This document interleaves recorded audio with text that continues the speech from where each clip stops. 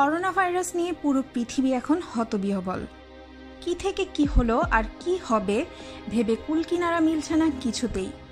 কিন্তু এই কি শেষ, নাকি পৃথিবীর জন্য অপেক্ষা করছে আরও কোনো দুঃসংবাদ?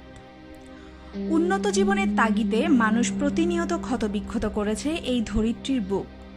লোভের বশে মানুষ ভুলেই গেছে কোথায় থামতে হবে।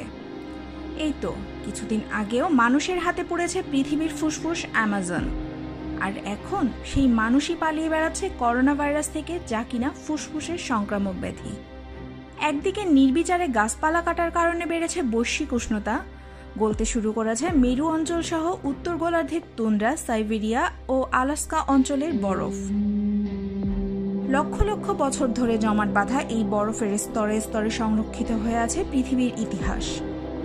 সেই ইতিহাস ঘাঁটতে গিয়ে বিজ্ঞানীরা আবিষ্কার করেন জমাট বাঁধা এই বরফের স্তরে এখনও টিকে আছে আদিম সব ভাইরাস, ব্যাকটেরিয়া সহ নানা ধরনের রোগ জীবাণু, যার সঙ্গে পরিচিত নয় আধুনিক মানুষের দেহের রোগ প্রতিরোধ ব্যবস্থা।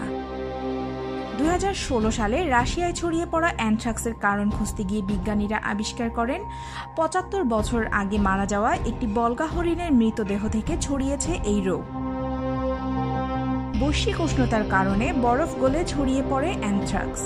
আরও গবেষণায় বেরিয়ে আসে মহামারী ছড়াতে সক্ষম জীবন্ত সুপার ভাইরাস ও ব্যাকটেরিয়া, যা আদর্শ পরিবেশ অর্থাৎ আরেকটু উষ্ণ পরিবেশ পাওয়ার সঙ্গে সঙ্গে ছড়ানো শুরু করবে এই পৃথিবীতে। এই দুঃসময়ের জন্য কতটুকু প্রস্তুত মানব সভ্যতা? করোনা ভাইরাস কি তবে শুধুমাত্র শুরুর ইঙ্গিত?